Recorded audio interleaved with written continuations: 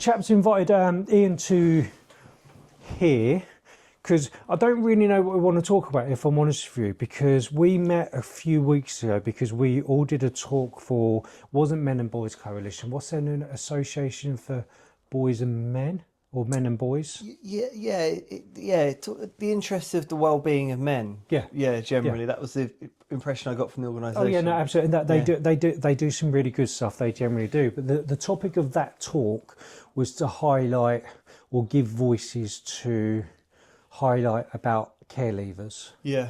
And it's one of those things that I say now, saying off air, is I'm a care leaver. I'm happy to mention that kind of stuff, but I've never really spoken about being a care leaver that much. And I felt it really I felt a bit weird being in that talk because you specialise, is that the right word?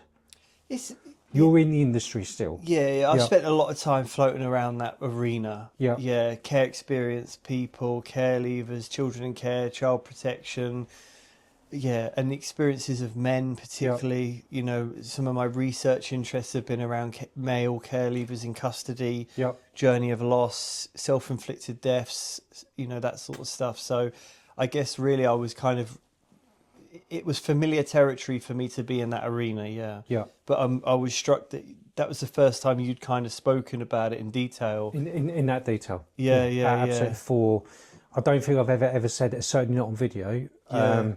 I've never really said anything about what not necessarily what happened to me, but the things what I experienced in that, which is why I've always gone through most of my life probably hating social services. I'm a social worker as well. Oh, well, get out. No, I didn't. To be honest, I didn't. I feel like social work has got lost big time. Yeah. Well, I don't know. I agree to disagree. I hear what you're saying. I think the one thing, because of MANUP, we deal with social services and whatever else, and it's what pains me about anything to do with care, not necessarily care leavers or kids workers, or you always get that one who's not wet behind the ears, but they just get qualified, maybe wet behind the ears. They know that the system's broken. They go in thinking that they're going to be the ones to do it, and they either realise after a couple of years they can't and leave and go private or whatever else, and that saddens me. Or you get the other ones where they all just fit into the system. Sorry, that just went in quite deep. I mean, listen, I think that, I was working in fostering, children and families fostering, just as a project officer, doing work with foster carers, training, so on and so forth. And I got the opportunity to go to university. And I'm like, well, what do I do? And then I thought, okay, I'll do a social work degree, but not wanting to be a social worker per se in the local authority with a caseload of kids. Didn't find that inspiring. But I kind of liked the idea of becoming qualified, and then maybe that could be a springboard for something else. Because social care is a big place. Yeah, absolutely. You can go down many places. And not only was I running into loads of self-debilitating beliefs about being in, because I didn't learn to read or write properly till I was 18 when I was in prison. I read my first book. So not only was I up against all of those thoughts and feelings of not feeling good enough and all of that, I was really surprised to learn about social work, and that it was an independent body of knowledge and way of seeing the world, and local authorities buy into that and almost subcontract it. And that the profession itself, you read the international definition of social work, you think, bloody hell, that's a really beautiful way of understanding people and work and what social workers do. But then you look at the actual profession, you think, well, what the fuck's happened there? And it's my view, it makes me sound probably a bit Noam Chomsky, but it's my view that social work is designed to represent the people. Tackle inequality, uphold people's rights, managing kind of, narratives and individuals, and kind of, bridging the gap between them and society, and being part of community and all of that sort of stuff. And it's all about the people. It's a very arguably sort of Kantian socialist kind of way of working. But what's happened is that social work, sadly, has become a profession that spends more time defending the state than representing the people. And it's probably due to neoliberal policies. And do you think it's because it's seen as a job for life if you get it right? I think social work's probably misunderstood. That people think social work equals social services, but social services is a government body. Yeah. Social work is an independent profession Yeah. outside of social services, and the government creates social services and buy in social work as a profession to help them with their problems. It's a whole different entity, and those lines have been blurred, and the government essentially has hijacked social work, and people then defend the state and not represent the people. Yeah. No, that's a valid point. I still hate all of them. Yeah. Well, no, to be honest, there are some good ones, but I'm starting to see that now. When I was in the system, I certainly didn't. But you've got a catalogue of experience of not having great experiences, so why wouldn't you land there? Yeah, It's perfectly reasonable. Yeah, absolutely. I think for me recently it was probably, I think it was Kent. I was asked to do a talk up there for social services, and I know damn well that what they wanted to do, because they know as a care leaver, they wanted me to go there to say, oh look, you run a charity, you're doing all right with your life, now thank us. And I was not going to be doing that. They wanted a poster boy, probably. Yeah, no, exactly, and they were not going to get that from me. And this is a thing, and I think we need to go back into the boys thing. I think a lot of boys from the care system, or even like the prisoners, whatever else, are just, once they're being seen as naughty, you're on your own. That's it, and I don't think there's. So I just moved straight away into that, didn't I? So I apologise, but it's just. That's what annoys me about the whole social work stuff. And when I say social work, I mean like probation and the legal system and stuff like that. It's like... Can I give you my view on that? No, go ahead, because I don't want to go on a preach. No. So I did my, I sound like a prick now, but I did my master's in criminology. So for the tape, I'm a PhD researcher, so I'm going to talk a lot about... We probably should have covered that first. Yeah. Amongst other things, pretty dodgy individual, but part of that is I'm doing a PhD. So research is kind of like my gig, you know, and I kind of feel... research is a way of telling the truth, and that's what I quite like about research. That's why we fund it as a charity. Yeah. Nice. So it's what I've noticed is that, you know, and also personally, you know, I did 3.5 years of my life behind a prison door. 35 arrests, 10 prisons. The criminal justice system is a conveyor belt, and a third of that population, roughly, of people who have been in care. The majority of people in prison are men. It's the minority of the prison population are women, about 5,000, and then 90,000 men. And generally speaking, it's people that come from kind of quite disadvantaged backgrounds, don't have a great deal of education, you know, and just struggling in life. Now, if you look at the prison population through a lens of criminological inquiry, i.e., you know, have they committed a criminal offence? Yes, you know, the majority of people in prison are perpetrators of crime. Okay, done. Yeah, end of argument. If you change that lens and look at it through a lens of social harm, the majority of people in prison have spent more of their lives being victims of harm than they have perpetrators of it. 100%. Therefore, prison isn't a criminological issue, it's a social justice issue. And I think that kind of feeds into kind of some of the feelings that you have about social services, prison, boys in care, boys ending up leaving care, boys ending up in custody. Fair? Yeah, no, I'd agree with you. So it's kind of like, you know, I think when you change the way you see something, the something you see changes. And I think often it's the glasses that we put on to understand the situation that are the problem. It's the metrics we're using to define it or assess it or understand it that creates a problem, not the situation itself. And I think that, you know, a lot of people in prison, you know, especially care leavers in custody, they're scapegoated. And sadly, you know, people don't want to get on pedestals and say we need to think about the rights and well-being of these people. And sorry to interrupt. My opinion is with a lot of crimes, especially men, especially care leavers, the ones who've basically started petty.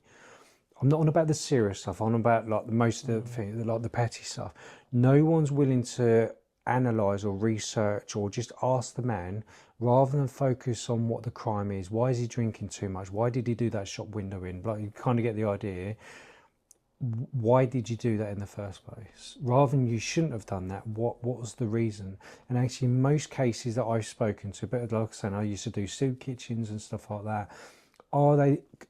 Society sees them as scum of the earth. I understand that. I've judged people myself, and I still can be sometimes. So, we all do. I'm not squeaky clean. I'm not Mother Teresa or the male version. But it's just like, we need to just hold back and just go, well, why is that bloke drinking so much? Why is he a cokehead? Why is he a complete pain in the arse? And until we can learn to get better at asking that question, we can't prevent anything.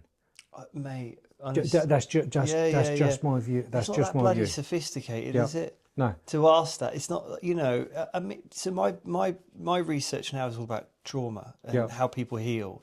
Because what I realised was I can do all the political stuff, the social harm, you know, legislation, frameworks, all the social work, the activist stuff. But through my own collapse in my own mental health, that focusing on that stuff wasn't getting me any weller, and it wasn't making a difference.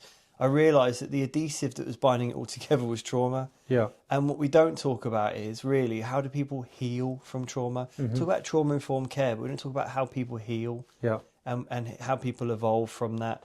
Well, I think it's just get to the root. Get to the root of why they're acting like that, rather than what they've done. So trauma. That's what I realised. It was, and I think that's the question. It's not like, oh, what have you done? It's what's happened to you for you to be in this position. And I mean, I was arrested like 35 times. Yeah. No one ever sat me down and said, Ian, why are you doing this, and what can we do to help you stop doing it? Yeah. Like, what is it you need? You know, it was all like the criminal justice system was just like a conveyor belt. Yeah. And it's almost like you're expected to behave like that. And you're expected just to engage in this process that was not a legitimate attempt to solve human problems at all. It was far from it. It was just a proceduralisation, if anything. No, and that's him. But do you think that's... Do you think that was because you were, I presume you were a boy then, or a young man? Both, yeah. Yeah, so do you think that was mostly you were ignored because of your gender?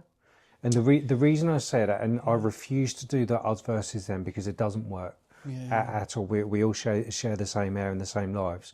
But the one thing when I've done outreach with the homeless or even like the soup kitchens, I'll get like an 18-year-old boy, let's face it, probably only just thing, but there was one guy, sorry, he'd just been kicked out, been on the street for like a week or 2 weeks.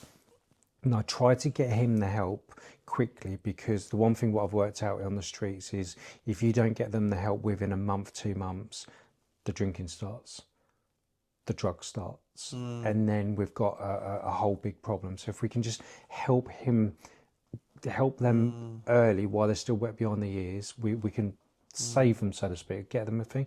But anyway, so I'm going all over the place. So with him, tried and tried and tried. No, it's fine. He's on a waiting list. We've got our eye on him. It's like, I know you're lying, but you're the people in charge, so fair enough. But I could get the exact same person, exact same story, a female, she'll be put into a refuge overnight. Just because of that, again, I don't mean that to sound as in us versus them. No, I hear what you're saying, and I mean, it's interesting because, you know, if you look at the homeless population, the prison population, like it's predominantly men.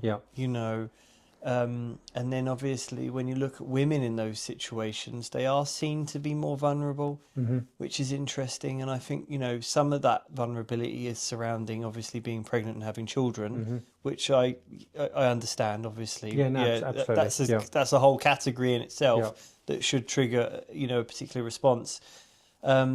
But equally, men are vulnerable. Do you know what I mean? Like, men can be vulnerable in similar ways to women, you know. And I think the expectations and the level of exploitations that people are subjected to are different often, but not completely exclusive. Because men can be sexually exploited in the same way women can on the streets.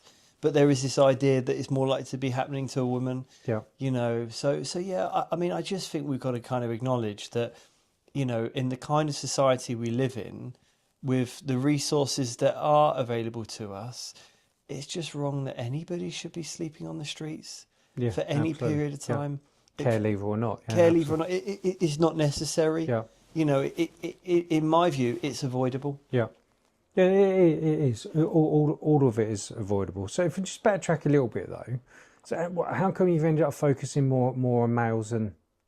One of my really close friends sadly completed suicide in prison when he relapsed. So I'm in recovery from Thanks for saying completed. Yeah. Huh? Thanks for saying completed, not the other one, by the way. Yeah, So, yeah. Because I think it's an important distinction, you No, know. it is. I will never ever correct anybody on it, Yeah. but I will praise somebody who uses the word completed rather than. But anyway, carry on. Sorry. Yeah. So yeah. I appreciate that though. Yeah. So I mean, I'm in recovery from addiction. You know, I got clean at 21.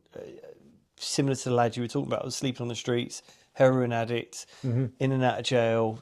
Oh fucking, it was mad. It was just really painful. And then I kind of got into recovery very young, and then I've kind of been very, very, very grateful to have sustained recovery for a long time. Now, one of my friends who, you know, was a really pivotal part of my early recovery, really kind of helped me get clean and stay clean and really looked out for me. And when I relapsed in the early days, he was like a rock for me. Eventually, after many years of recovery, he ended up relapsing, and he ended up back in prison. And sadly, you know, he completed suicide in prison. And sort of fast forwarding the tapes, I'm now, you know, doing a master's in criminology. I'm kind of working in and around the prisons and doing what I do in my kind of professional career. And just kind of felt that, you know, I remember being in a cell with a kid that cut his wrists years ago, and I remember kind of going around the prisons doing training, and I just felt like actually like there's a lot of self-harm in prisons. There is self-inflicted, you know, harm, but I think the environment is indicative of that, and it's hardly conducive to being self-nurturing.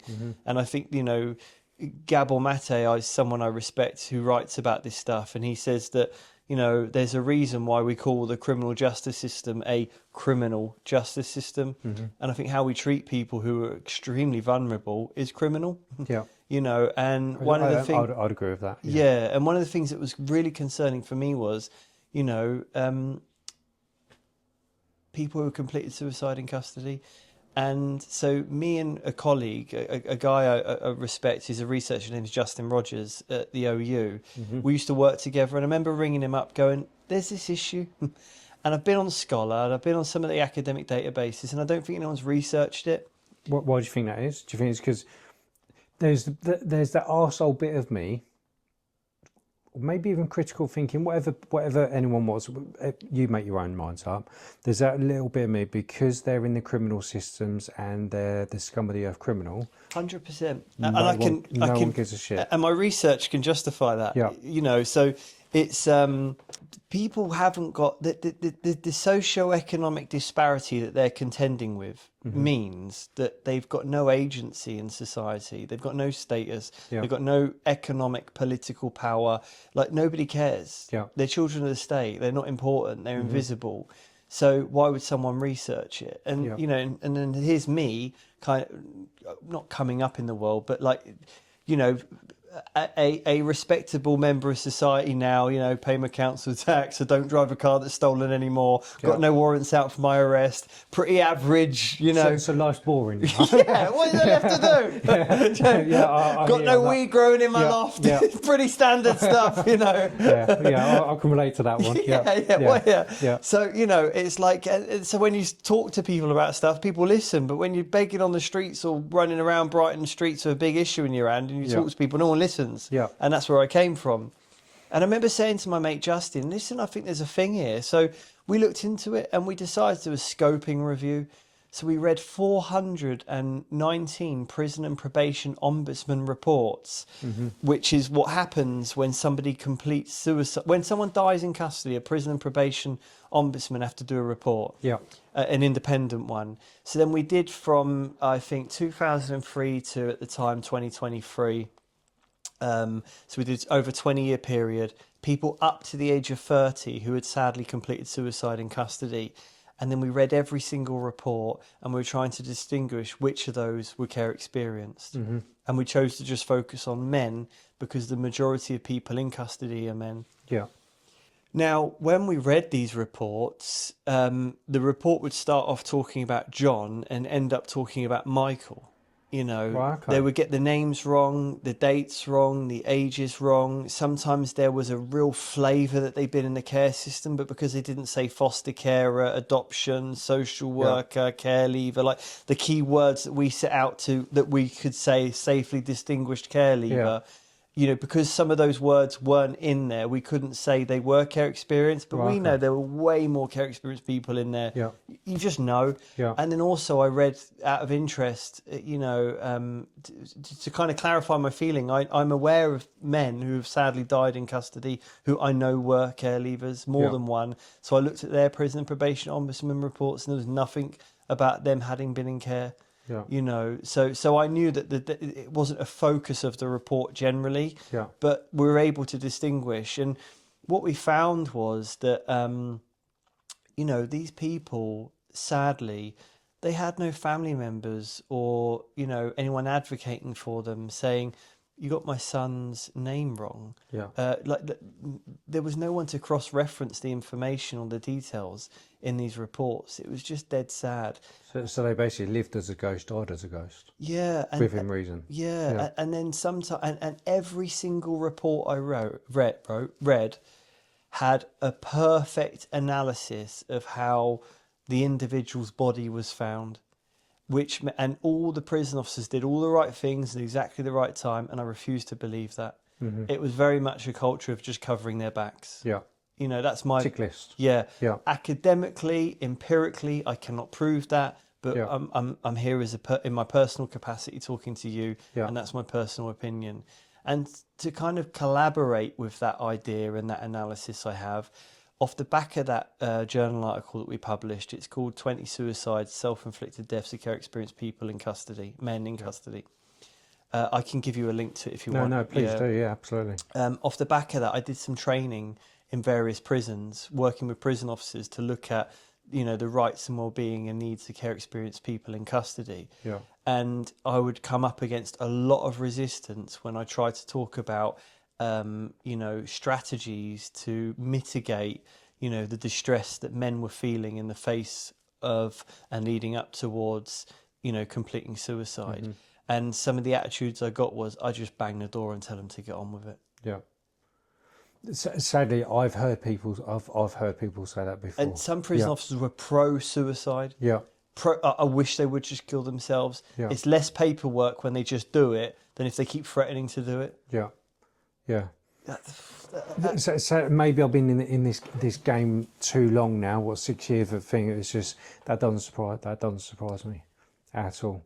And do you know what I believe that's indicative of? Yeah. I believe that their attitude is a symptom of their trauma. Mm-hmm. And I believe that trauma is operating on the individual level. Sadly, the men who've taken their own lives, right? On the social level, because we know that trauma is socially transmitted through intergenerational and institutional. Yeah. And I think our institutions are traumatized and trauma-inducing.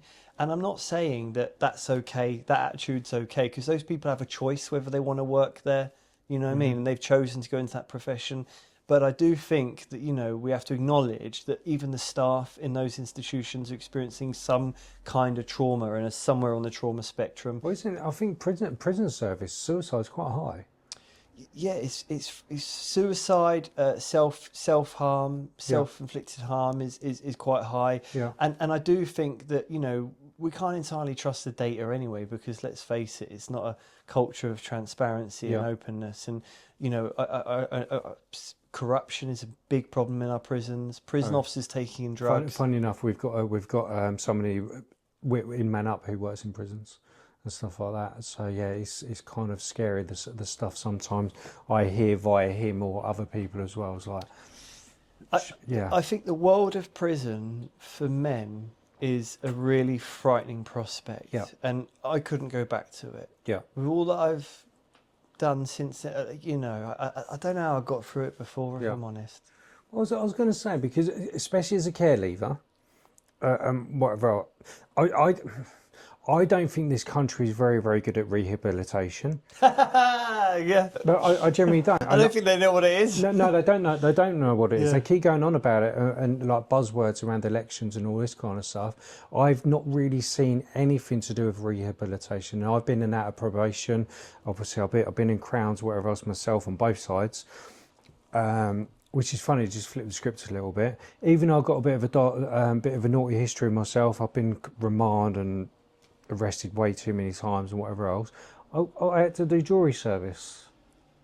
I thought I got all wiped off. You got to do that. Yeah, and I even told them, I was like, no, and they're like, no, because it's over like 10 years.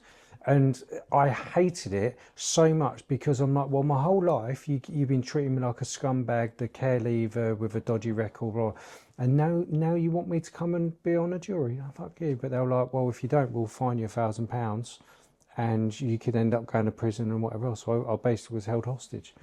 Yeah, absolutely. Yeah, I should not be allowed to do jury service at all, but yeah, ended up being forced to do it because it was over 10 years ago, and I think as long as you've not been in prison for over 5 years, they've reduced the criteria. The criteria. Yeah, so but technically I was only on remand for a short time and I was found not guilty anyway, so it didn't really matter. But yeah, I shouldn't be on it, but yeah. But anyway. So to talk about rehabilitation means to kind of, take someone back to a time when they probably had some kind of socio-economic stability, continuity. But when you're talking about care experienced people, what are you rehabilitating them back to? It's more habilitation. It's grassroots. Yeah, no, that's a very, very, very valid point. So even the idea itself is misleading. Yeah. And I think it doesn't capture kind of the level of disadvantage that people are working from compared to, maybe young people with left family-based care. Yeah. And then if you want to talk about, well, let's run with the idea of rehabilitation in prison, I mean, for me, I was so fortunate that when I was in my last prison sentence, I was on a charity. There was a charity called RAPS then, but now it's called Forward Trust. Well, okay. I think I've heard of those actually. Yeah. Great. Mike Trace is the CEO, an amazing guy, diehard human being. But it was set up by Anthony Hopkins, the actor, yeah. Oh, right, okay. Who it's well known. I'm not breaking his anonymity, but he's a recovering alcoholic. Yeah. And he was in America doing some stuff, and he realised there was a huge addiction problem in the prisons in America. Decided to come home to the UK and realised the same. Yeah. So he set up a charity that challenges that or responds to that. So I managed to attend a 3-phase, 12-step drug rehabilitation programme when I was on my last prison sentence. Yeah. And if it wasn't for that, I wouldn't be here now. Yeah. I really wouldn't. I'm not sure. I would have made it back. Yeah. And the crazy thing is that the thing that helped me the most was a charitable organisation working in a prison, and the prison actually closed that project down and made it back to a mainstream wing. And, we lived on a wing that was drug-free, having some kind of, psychosocial intervention under the sort of bridge of the 12-step recovery framework that was all being delivered by recovering addicts or people with lived experience that had been impacted by addiction in some way. Yeah. And just the level of understanding and compassion that we were met with, but also being held to account to take responsibility for our recovery and kind of being taught these skills and, things to do and processes to go through, and that whole peer support, mutual aid mechanism just brought out the best in us. Yeah, it goes back to something what I've said, more so being a care leaver, because as I say, I've had social services asking me to do talks. I'm not doing that because you want me to be your trophy. I'm not doing that. I've done all right out of life. One, because I'm a bit of an arsehole like that, and I guess so. I'm a bit of an arse like that. I'm really, really stubborn, so I want to do the best I can. But I think the reason I got that mentality wasn't to do with the government schools or because I missed out on loads of school. It was purely because 2 or 3 people in my journey gave me a chance. Yeah. And that was it. My first ID I ever got, because when I used to run away, I think it's like 15, 16. Yeah, it was like 15 and 9 months when I realised I can get a provisional driving licence, because I couldn't get a job because I didn't have any ID. When I'd left was leaving the care system, I couldn't get a job. I couldn't get any benefit. I couldn't do anything. The social services or my care worker was like, well, you need to come back to the home. I was like, I'm not going to come back to the home because of the stuff what I used to hear what they were doing to, one of the guys was doing to the girls, whatever else. I've said it on this video now. No one wanted to listen to why I didn't want to go back to that home or any of the other homes, because I'd associated to hearing horrible stuff what I just didn't want to hear. And they were like, no, I was obviously the naughty kid who was just bullshitting. They didn't want to hear it at all. So I chose to start my life going that way. And when I was saying to them, it's like, all I want to do is get a job. I want to do something. Help me get my birth certificate so I can get my driving licence or provisional driving licence. They were just like, well, we can't help you with that. What you're going to need to do is get in touch with your mum. I was like, you took me away from my family, because they were arguably a danger to me for whatever reasons. So you're now telling me that on one hand I'm vulnerable, I need to go back to the children's home to be protected, even though I didn't feel protected there. But if I want to improve my life by getting my ID so I can put myself into society, so I can get a job and feel like I fit in somewhere in this world, or that world back then, you're telling me I've got to go back to the person who was arguably abusing me so badly that you took me away from her to get my birth certificate. And they were like, well, yeah. So one goes, I'm going to a dark and deep one, so I apologise. But it's just, but with that, the guy I went with, this is up Leicester, because I ran away and was living on a farm. The farmer who basically let me stay in his barn, he had like a little converted flat. It was kind of like this. It was basically like a little room with a little kitchen in it above this barn. Now he would go to prison for renting something like that. It wasn't that great, but for me that was home. He goes to me, he goes, do you know what? I shouldn't do, but I think he's dead now, so no matter. He signed my birth certificate. You know, you have to do the double signatures. I didn't really understand it. He signed something to verify that he knew me, which meant I could get the birth certificate. And once I got the birth certificate, which meant I could apply for my driving license, which meant I had some sort of official ID. And my first job back then, other than cashing and working on a farm, my first job then was a fishmonger. My first job in society. Yeah. I've no idea how I've just gone onto that tangent or whatever else. It's interesting, isn't it? Because I think that not having ID, not having the official document to be an official, registration, whatever you want to call it, like that really marginalises you. And then you've got this sort of local authority who are kind of saying, right, we're your corporate parent, for want of a better word, that's the language they use. But you now need your mum to qualify you, but they're saying you can't, I mean, what a predicament to be in. Back then, the state owned me. It's a paradoxical conundrum. Do you know what I mean? Like, how do you get out of that? Yeah. But I think where I'm going with this one is just like, these social services and governments wanted me to do a talk to say how good I've turned out, and because of that I was like, no, it's nothing to do with you. It's because of one, basically, you could say on paper, dodgy farmer, because he was giving cash in hand to somebody who was under 16, whatever. I don't care. He was a good guy. Gave me my first step of life. He arguably committed fraud. He signed something. Do you get what I mean? And I do think though that kind of then he gave me compassion when no one else did, and that's the thing. But even fast forward for all that, the other person, when I got in loads of trouble for organising raves and illegal raves or whatever else, wasn't society, wasn't anyone to do with that. The person who gave me the most compassion, who could have actually put me in prison for 6 months or 4.5 months because of the raves, was a judge. They saw compassion at magistrates. They were just like, why are you organising all these raves? And I was like, no one told me it was illegal. But everyone else, the prosecutor and whatever else, was like, absolute scumbag. He's terrorising the countryside, the beautiful countryside. I was giving money to the farmers. Do you know what I mean? But they still kept trying to ridicule. But this one judge saw through all of that and goes, do you know what? I should put you in prison, but I'm not going to. I generally believe, because of your background, you generally didn't know. You just thought you was having parties. So you're going to be doing like 250 hours worth of community service.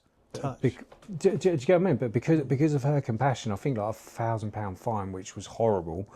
That took me, felt like years to pay that off. It really did. I think it was £1,000 fine, and I had no money back then. But because of her compassion, I ended up working in a charity shop for 250 hours and all this kind of stuff. But that was the first time, strange enough, where me as a bloke, or would have been a young man back then, actually felt love from somebody else. Was all these old ladies giving me custard creams, because they were like, I remember when he turned up there, they were like, okay, well, what are you in for? Like joking, like what are you in for? And then some of them were a bit worried that I might be a thief or something like that. I was like, I organised a rave, and they're like, oh, so you organised a party? I was like, yeah. And they were like, oh, silly sausage, yeah, and look after me. But it gave me the care that, or compassion that I just kind of needed. You got some nurture. Yeah, no, absolutely. And I generally, I think when I'm going with this one, I think this is the difference. What I think we should just take a step back with everybody, both genders, but I'm obviously going to be more focused on men, especially ones that have been arguably ignored or eaten up and spat out by society. Take 2 seconds, 5 minutes to understand what is going on with that man's life, and if there's anything you can do or any influence you've got, compassion, doesn't matter what it is, what can you do to help that man get out of that situation? Don't focus on ways in the situation, if I got to make sense. What can you do to help him out? And it's really not. It's you're not going to that stand difficult. on the corners persecuting. Yeah. You're going to be part of the solution. Do you know what I mean? Like, at the end of the day, isn't it? Like, you know, you're going to just point out what's wrong with that person. Or you're going to be part of the solution to evolve them. Yeah. And I think it's about getting alongside people and you know, and finding ways to kind of work through things. But I think there's a lot in there. What you said about kind of the whole paradigm of right and wrong and legal and illegal. Do you know what I mean? Because ultimately, let's face it, if people were doing it all by the book, you know, you would have kind of been further marginalised because that farmer wouldn't have signed that piece of paper. Yeah, absolutely. He wouldn't have give you a bit of cash now and work and somewhere to stay when you needed it. And you could say that actually those sort of couple of things were like the catalyst to kind of like change the trajectory of your life. And I guess really, like, you know, prison is doing what it's designed to do, and it wasn't designed to rehabilitate people. Yeah, it was never designed to do that. No, that's a valid point. But isn't probation designed to do that though? Actually, is anything designed? Yeah, we shouldn't even need to be asking this question. Yeah, that's the thing. I think that, you know,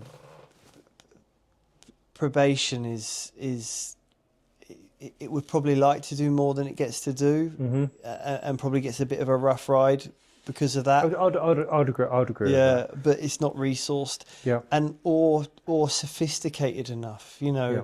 I mean, what constitutes as a probation officer? What skills does that journey then land you with? You know, like, well, it's like prisons. I mean, prison officers. What can they do? Like, what can they really do? You need, you know, psychiatrists. You need social workers. You need, you know, drug, you know, therapists, addiction counsellors. You need, you know, support workers that can kind of get alongside people and do psychosocial interventions, people that are aware of trauma and self-regulating. And you know, we need to change the diet for starters. You know, we need people spending less time on their own and in more time in connection, and kind of, you know, more communication, more sharing.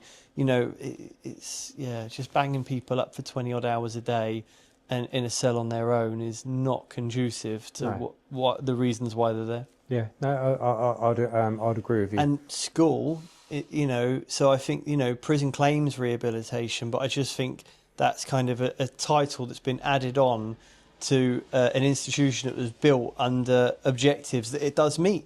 It meets, it reject people from society, confirm the negative belief systems they carry about themselves, be draconian and Victorian in the style in which you deal with them. It's meeting its objectives. Yeah. So we need to change the objective of prison, and that's why I believe in prison abolishment, that we and a complete reform. So I'm not saying we just let everyone out and run the streets ragged. People, you know, I think it's about, you know, still have secure places where people go when they're not safe for themselves and those around us and causing people harm in society. But they come to a very different experience with very different objectives. Are they not already kind of, I don't know too much, are they not already kind of trying to do that though? Because of the whole, it's just become law or going to be law where magistrates can't put somebody in prison for under 6 months or under 12 months. And I think they're already trying that. I'd have to send you links or whatever else, but it's just, I think they're already trying something like that, or maybe it's just laziness.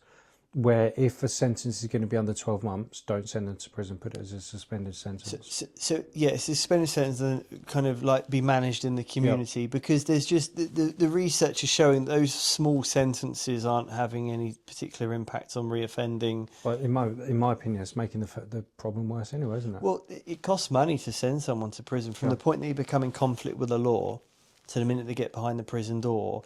I think in 2016 I looked at the data and it was about 120 grand just to get them into prison, and then between 40 and 90 grand a year to keep them there for 12 months. Yeah.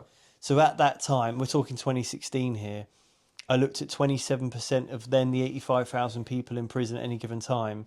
I managed to work out we were spending £918 million a year incarcerating care leavers. That's the bottom figure. Anything up from that, and it probably is more. There will be more, yeah. And that is a very unsophisticated economic policy that isn't communicating with other areas of the pot of money, you know, and had it done so, maybe we could be doing things very differently. But we have to understand as well that very politically influential people make a lot of money out of prison. And that's why we have something called the industrial prison complex, like the industrial military complex, but prison. And, you know, we think about the privatisations of prisons now and G4S and those kinds of organisations. And I think they're all private now, aren't they? not all, no. Right, no, okay. no. But you know, it's, again, it moves into kind of...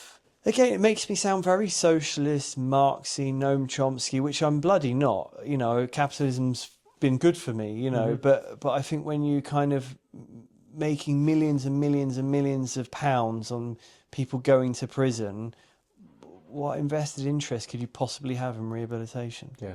No, I hadn't thought about that, but that's an absolute valid point. One of the key arguments about the industrial prison complex.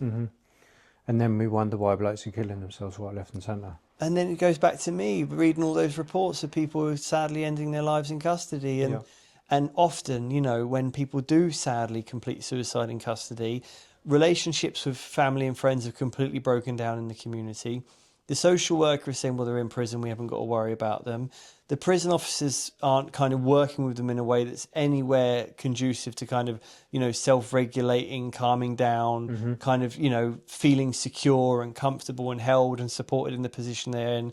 They're often surrounded in a world of violence where the way that you have to behave, which is conducive to your survival, isn't conducive to rehabilitation, you know, or at least moving in a direction of travel that's more conducive to a calmer, you know, way of living that's going to kind of keep you out of prison in the future. So the level of harms that are operating, when you categorise all the different types of harms that are operating on all the different levels for that individual, it's a really frightening situation to be in. Do you see any way out with it all? Or change? Because at the moment, I don't think there is. Yeah, I mean, look, you know, I think the change makers are going to be the people, you know, like... I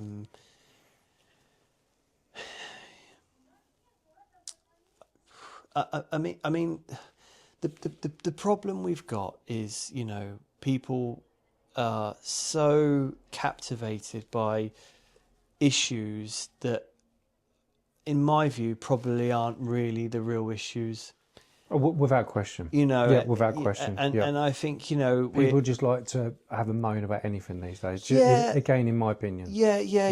And you know, and I think as well, we're so divisive and divided, and we're quite quick to get the pitchforks out and kind of like, you know, all head in a certain direction and interrogate ideas and people, and that whole othering, you know, we just other people so much, but ultimately, you know, that person who is in, you know, that care experienced person in custody, you know, that's got a mum, they've got a dad, they've got a brother, they've got a sister, they've got grandparents, like they have had real life experiences that are relevant to your life experiences or your life experiences and my life experience, you know, like that.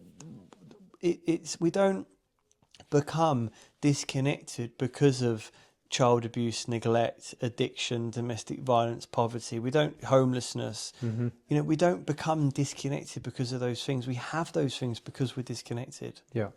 And I think, you know, the pathway to kind of, you know, restoration, recovery, healing, it's some kind of connection. Like, we have to connect to ourselves, we have to connect to each other, we have to connect to our cause. I think spirituality is a big thing. I kind of believe we probably need a spiritual revolution as a human race, you know, and that will take on, for me, that just starts with us starting to realise that there's probably a reality beyond these animalistic five senses. And these senses are so seductive and captivating that we can't see the edges of it. Yeah. And we need to just step back a bit and go, hang on a minute, there's probably a God out there. What's God's will for us? Yeah. Let's start asking them kind of questions. Do you know what I mean? And, Yeah. and like, because we're just so caught up in this experience. And I do look back at times in my life, and I think to myself, bloody hell, Ian, you took yourself really seriously there. Yeah. And I think the same will happen when I die. I almost step out of my body as the spirit. I'm, you know, and I'll go, God, you took that human experience way too seriously. Chill out, mate. Yeah, just relax, man. You got eternity left. Yeah. That was very limited, you know. And I just... So I think that, and that's part of the connection, right? Like, we're so captivated by attachment and how we think things should and shouldn't be, and kind of like we're really seduced by things that like really play on those aspects of kind of human vulnerabilities. You only have to turn on your TV for 3 minutes to see that. And I just wonder, I just, you know, as a mentor of mine often says to me, and you know, sometimes you just got to kind of widen the scope a bit. Yeah. Just step back, widen the scope a bit, and just kind of think, you know, does this really matter? Yeah. Is this really important? Is this really defining everything? Or you know, because sometimes I can narrow the scope and I can get locked in on something like a sniper, and that's my target, and I can't, and I just got to go, okay, let's just, and that is more inviting to kind of letting go. Yeah, no, I'd agree with you. I think that with me, especially in the mental health space, some things I just can't let go. One day I will, when I see change, and I will do. Like I was saying off air, I always feel weird saying that, but off air, it's just like when people say, oh, men should talk, well, actually statistics show that they are talking. Yeah. We need to rephrase the questions like, well, maybe he just doesn't want to talk to you. Yeah, who are we talking to? Yeah, exactly that. And there's data shows and research shows yet again, actually, a lot of men do talk. They do talk, they have to talk, but they felt ignored. Well, it's the prison officers, right? I'm saying to these prison officers, look, guys, you know, we know that care experienced men in custody are at higher risk of self-inflicted deaths. And they're saying, well, they just tell them to get on with it. So they are talking, and what they're met with is just get on with it and kill yourself. Exactly. By people that are supposedly trained to support them. Yeah, no, exactly that. So why would that person ever trust anybody else again? And then what you're told is to talk. Yeah, exactly that. So with everything, obviously, you've not tackled, you've researched prison service, you've seen and lived horrible stuff, and then strangely enough, you're still in it with the research and hearing horrible stories. How do you not go backwards, or how do you look after your own mental health? So stop you tipping you back over? Or... Yeah. So about 3 years ago, I had like what I can only describe as like a really difficult mental health breakdown. Right, okay. I lost a couple of stone in weight. I couldn't sleep. Yeah. I felt highly suicidal, very anxious, very angry, very emotional. Sometimes I couldn't talk properly. I was like stuttering all over the gaff, you know.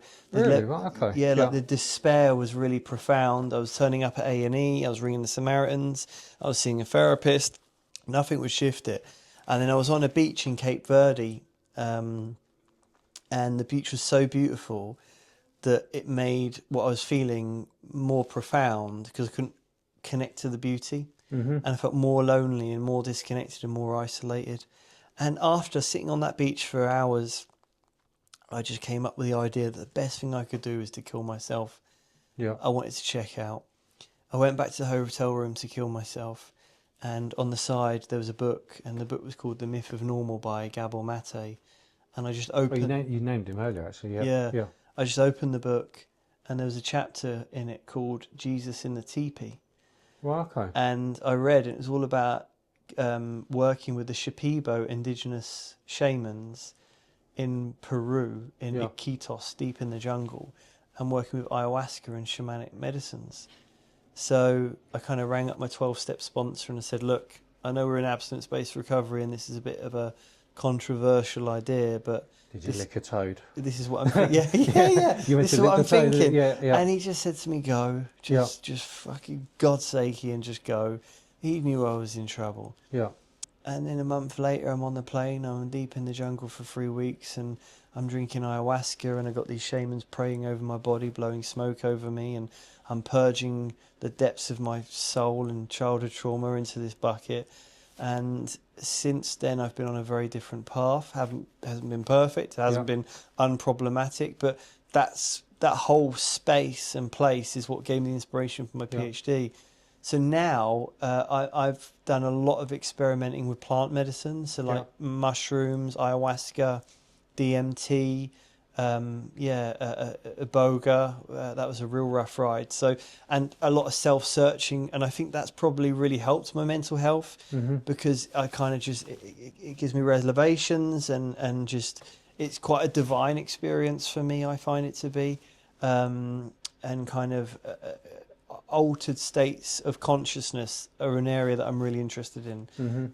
I can get it through intensive prayer, intensive breath work, silence. It doesn't have to be medicines. Yeah. But what I find is that when I transcend into an altered state of consciousness and I kind of detach from the ego, I'm kind of communing with something that, you know, feels a lot more conducive. But is that like a grounding? I believe that when I'm going through those experiences, I'm communing with the divine. Yeah. Yeah, that's my belief. Yeah. I'm conscious how that sounds. Well, it's one of those things, and I think I said it earlier.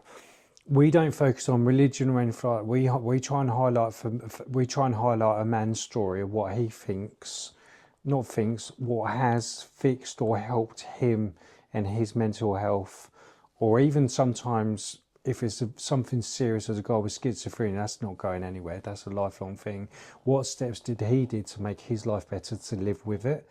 And do you know what? If someone's watching this thinking, he's going on about it's all woo woo and what a load of bull crap, that's fine. But you are doing a PhD. You're in society. You're trying to help people. You are helping people. You're not causing anyone any harm. It doesn't matter whether someone thinks it's woo woo or a load of bollocks. Shut up. The proof's in the pudding. No, do you get what I mean? Yeah. If it works for you, then it works for you. Same as me, I'll get a bit bored of saying with me. I'll go to in the winter like minus 37 or 27 up mountains in a tent with snow or whatever else, where it's just me, nature, no mobile phone signal. You don't even see birds. Strange enough, but there's like nothing. Yeah. People might think that's mental. But that's what that's what helps me, gets rid of all the brain farts. Listen, I get it, man. Like I get like that. That is a level of connection to nature that, you know, is you wouldn't get, you know, if you're walking down the road with your iPhone in the woods, even, you know. And I do think as well, what's probably worth is not everyone can jump on a plane and go and drink ayahuasca. I think that's probably a point worth making. But you know, some of the stuff that does help me, like we all live to a program of living of some kind, whether it's a conscious one or it's an unconscious one. Do you pick up your phone and look at social media and drink a load of coffee and watch a load of fucking porn and just send your head all over the gaff? Or do you think, okay, I'm going to try and consciously walk this first few hours of my day? So switch off a bit, so I try not to look at my phone first thing. I try and drink water before I drink any coffee, so like a pint of water, because that hydrating my brain makes a big difference. I like breath work, so I do a bit of the old Wim Hof breath work. If I'm in trouble, a cold shower, even if it's just 10, 30 seconds under the cold water, you know, and just breathing through that, you know, it's like I'm using my biology to override, you know, my thinking. Talking is a big one for me, but the caveat to that is talking to people who can relate. Get it, like you know, in ain't going to judge you, isn't it? Yeah. Like a couple of friends that I have, my best mate Yusuf, like the places that me and him go together psychologically and emotionally, and where we're able to just keep each other company in that space when we're in it, and like he knows the territory. Yeah. And that's the point of talking, is to people that, you know, who know the territory you're in and can support you to navigate that. There's no point in talking to the milkman about your mental health if they're not kind of on that journey themselves. Can you still get a milkman? But I Sorry, yeah. or a milk woman. Delivering milk is not gender specific. Yeah, milk them. The milk them. We never know. I've not seen one in years, but there we go. But yeah, I hear what you're saying, man. It's just, we just, in my opinion, before it draws to a close, I'm just conscious of time because Owen's going to be bitching at me. It's just like, there is no one size fits all to a bloke fixing his mental health or fitting back in society or whatever else. It really is a case by case thing. But each and every one of us can just learn to just take 5 minutes. Very rarely takes more than that to understand what that man might be going through, and what you could, rather than trying to fix it for them, work with them to go, how can I help you? Get yourself out of this situation. That's it. Mentally, whatever, crime, depressed, doesn't matter what it is. What can I do to help you fix yourself? And being part of that listening campaign, right? Like, exactly. I'm going to not tell you to talk. I'm going to tell you that I'm a listener. Not tell you what to do, but tell you I'm available when you know what you want to do. And I think as well, what might have worked 5 years ago for you might not work 5 years later. Oh, 100%. It's not just the individual, but where that individual's at in their journey as well. Exactly. And on